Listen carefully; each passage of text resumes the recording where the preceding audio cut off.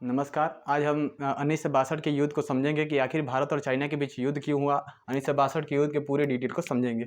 1962 का युद्ध 1962 का युद्ध जो भारत और चाइना के बीच हुआ था। 1947 में हमारा देश आज़ाद हुआ। 1947 में देश आज़ाद हुआ, लेकिन 1949 ईस्वी में जो चाइना में जो सिविल वार चल रहा था, 1949 ईस्वी में चाइना से सिविल वार ख़त्म हुआ था। और चाइना में जो सिविल वार चल रहा था वहाँ पर दो व्यक्ति के बीच चल रहा था। पहले थे कम्युनिस्ट और दूसरे थे जो वहाँ के नेशनलिस्ट थे।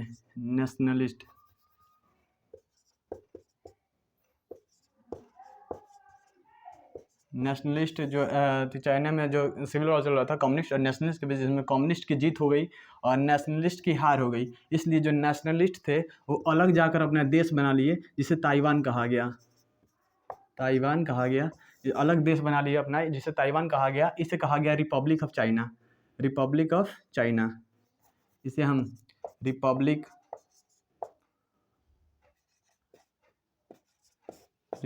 Of China.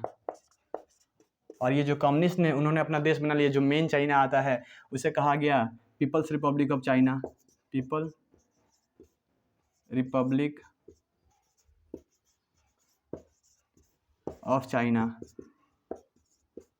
इसे पीपल्स रिपब्लिक ऑफ चाइना कहा गया।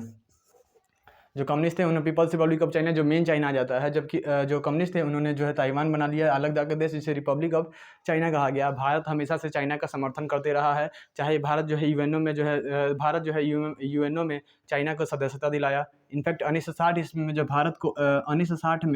भारत को वीटो पावर मिल रहा था, यानी यूएनओ में जो वीटो पावर मिल रहा था, तो पंडित जवाहरलाल नेहरू ने कहा कि देखिए इसे हमें न दीजिए, हम इसका अफोर्ड नहीं कर सकते हैं, इसलिए इसे चाइना को दे दिया जाए। इसलिए इसे चाइना को दे दिया गया, जो पंडित जवाहरलाल नेहरू की सबसे बड़ी गलती मानी जाती है।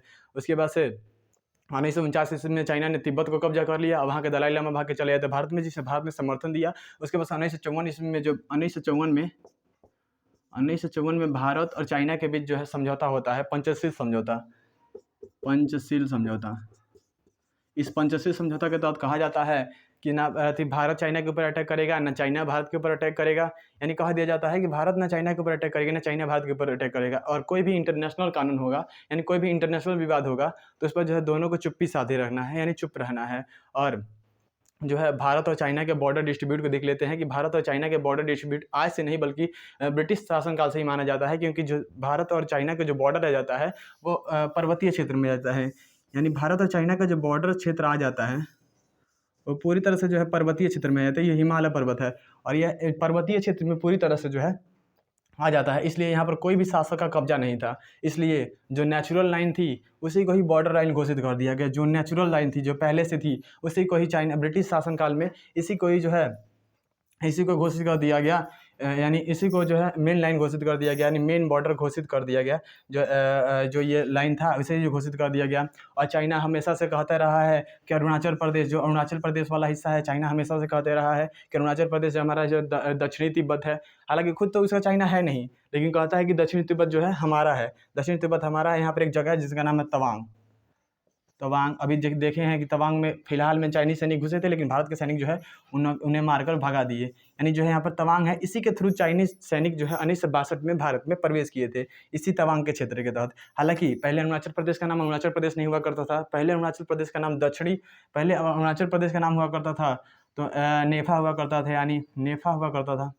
नेफा का फुल फॉर्म होता है कि नॉर्थ ईस्ट फाइनेंस एजेंसी हुआ करता था। लेकिन 1987 में इसे भारत ने अरुणाचल राज्य घोषित कर दिया। अरुणाचल राज्य करके भारत में मिला लिया गया था, अरुणाचल प्रदेश को भारत में मिला लिया गया था। अब हम देखेंगे कि जो अक्साई चीन है उसका जो हम जोग्राफिक रीजन को भी देख लेंगे। आप चाहते हैं तो स्क्रीनशॉट इसका ले सकते हैं। हम अक्साई चीन के रीजन को देखेंगे, हाल ही अक्साई चीन की जोग्राफी को हम देखेंगे। जी अक्साई चीन वाला हिस्सा है, इसे चाइना ने कब्जा किया है, जो 10% है। कुल तिब्बत का जो है कुल जो है लद्दाख का 10% है, ये वाला लद्दाख वाला हिस्सा आ जाता है। और जो है और यहाँ पर एक झील है पेंगुइन झील, और यहाँ पर एक मेरीन झील है। और इसे हम LAC यानी लाइन ऑफ कंट्रोल कहते हैं, इसे हम लाइन ऑफ एक्चुअल कंट्रोल कहते हैं। लाइन ऑफ एक्चुअल कंट्रोल कहते हैं, और जो ये पीओके वाला हिस्सा है इसे लाइन ऑफ कंट्रोल कहा जाता है, यानी LOC कहा जाता है, यानी इसे जो है LOC कहा जाता है। और यह झील है पेंगुइन झील है, पेंगुइन झील है, जो कि 40% भारत के अंडर में आता है, जबकि 60% जो चाइना के अंडर में आ जाता है।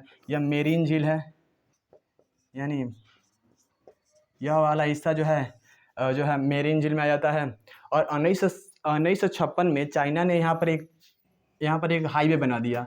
1956 में चाइना ने यहाँ पर एक हाईवे बना दिया, बिना भारत की परमिशन के यहाँ पर एक हाईवे बना दिया, जो कि चाइना के सिंजियान से लेकर लासा तक कनेक्ट करता था। लेकिन भारत को इसके बारे में पता नहीं था। भारत को पता चला 1959 में, इस हाईवे के बारे में भारत को पता चला 1959 में। जब भारत को 1959 में इसका पता चला तो भारत जो है इसका विरोध करने लगा। भारत और चाइना के बीच काफ़ी जो है तनाव छिड़ गया। उसके बाद चाइना के जो प्रधानमंत्री चाउ एन लाई भारत में आए थे, तो उन्होंने कहा कि देखिए, चाउ एन लाई जब भारत में आए थे तो उन्होंने कहा कि देखिए, भारत और चाइना अपने अपने जो है बॉर्डर से 20 किलोमीटर पीछे हटे, यानी 20 किलोमीटर जो है पीछे जाए। लेकिन पंडित जवाहरलाल नेहरू ने इसे मानने से मना कर दिया, इसे ठुकरा दिया। उसके बाद से जो पंडित जवाहरलाल नेहरू इसी को देखते हुए उन्होंने जो है द फॉरवर्ड पॉलिसी को चालू किया। इसी को देखते हुए पंडित जवाहरलाल नेहरू ने द फॉरवर्ड पॉलिसी को चालू किया, the forward policy, the forward policy चालू किया। इधर फॉरवर्ड पॉलिसी के तहत कहा गया था कि भारत के सैनिक जो है बॉर्डर के पास जाकर अपना छावनी लगाएंगे। पहले पेट्रोलिंग करने के लिए जाते थे, लेकिन अब कहा गया कि भारत के सैनिक जो बॉर्डर के पास रहेंगे, बॉर्डर के पास अपना जो है अपना आर्मी बनाएंगे, यानी आर्मी बेस बनाएंगे, अब बॉर्डर के पास रहेंगे। इनसे चाइना को ये डर लग गया कि कहीं भारत जो है चाइना के ऊपर अटैक करके जो है तिब्बत को छुड़वा तो नहीं रहा है, तो तिब्बत को छुड़वाने के लिए अटैक तो नहीं करेगा। इसी के डर में आकर जो है चाइना ने जो है 20 अक्टूबर 1962 को इसने भारत पर आक्रमण कर दिया। 20 अक्टूबर 1962 ईस्वी को भारत पर आक्रमण कर दिया, जो कि 21 नवंबर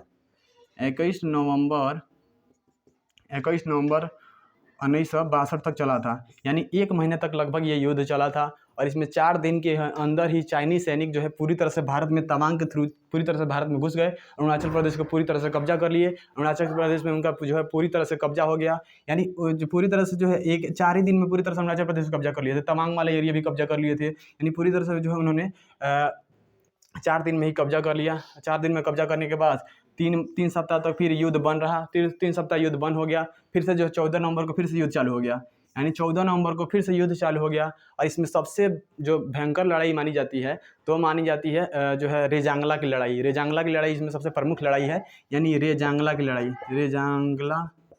रेजांगला की लड़ाई इसकी सबसे प्रमुख लड़ाई है। रेजांगला जो कि लद्दाख में आता है, रेजांगला जो कि लद्दाख में आता है। लद्दाख में जो है भारत के मात्र 123 गो सैनिक थे और चाइना के जो है 1000 सैनिक थे। उन्होंने जो है भारत में एक जगह एयर पट्टी था, उस पर कब्जा करना चाहते थे चाइनीज सैनिक, जो 1000 की संख्या में थे। जो ये लद्दाख वाला एरिया है, यहीं पर जो है 1000 सैनिक थे, जो 1000 सैनिक थे।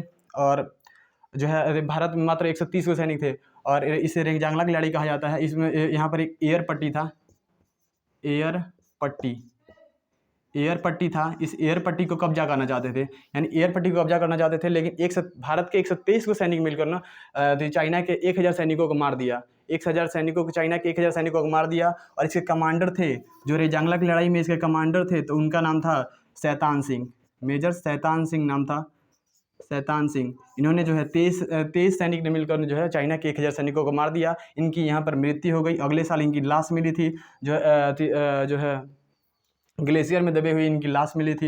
इनके मरणोपरांत इसे जो है इन्हें मरणोपरांत से सम्मानित किया गया। इन्हें परमवीर चक्र से सम्मानित किया गया,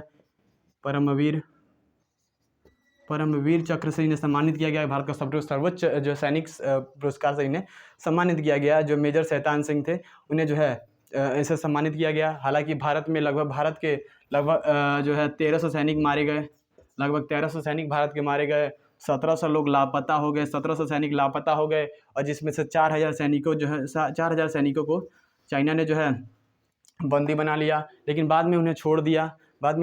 और चाइना ने जो है, और इसमें भारत ने एयरफोर्स का ना इस्तेमाल किया, ना ही नेवी का इस्तेमाल किया, क्योंकि पंडित जवाहरलाल नेहरू नहीं चाहते कि बहुत बड़ा युद्ध हो। पंडित जवाहरलाल नेहरू चाहते थे कि मतलब युद्ध किसी तरह से शांत हो। पंडित जवाहरलाल नेहरू नहीं चाहते थे कि बहुत बड़ा युद्ध हो, इसलिए उन्होंने जो है नेवी को जो है नहीं इसमें लाया, और ना ही एयरफोर्स का इसमें इस्तेमाल किया गया। और चाइना ने जो है खुद से जो है उन्होंने 21 नवंबर को जो है उन्होंने खुद जो है 21 नवंबर को उन्होंने खुद से जो है युद्ध को रोक दिया।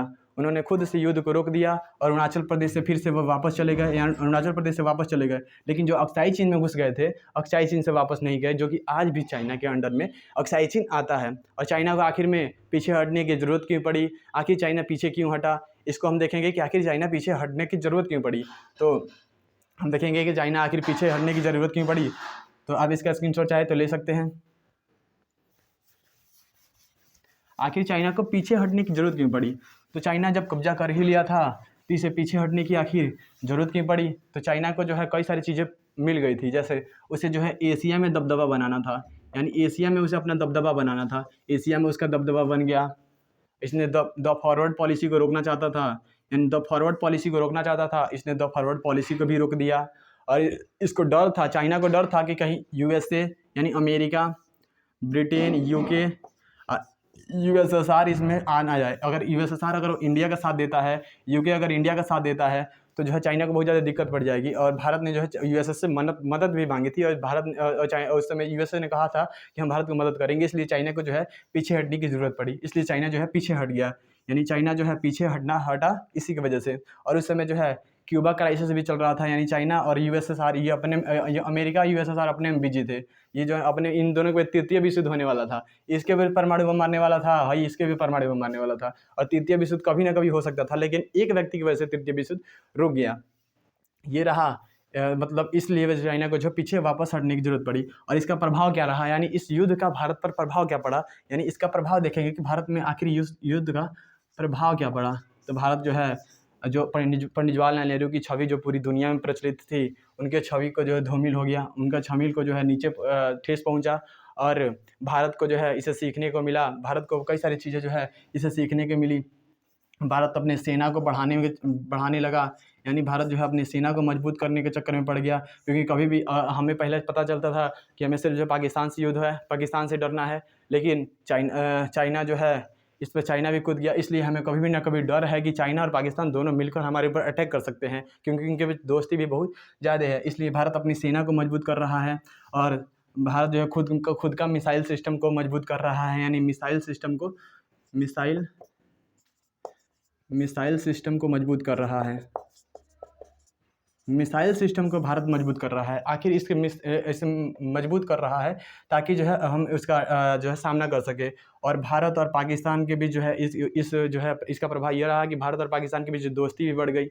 यही कारण रहा है कि इसके बीच जो है भारत और पाकिस्तान के बीच जो है दोस्ती हो गई, और आज तक भी जो है चाइना और पाकिस्तान की दोस्ती कायम है।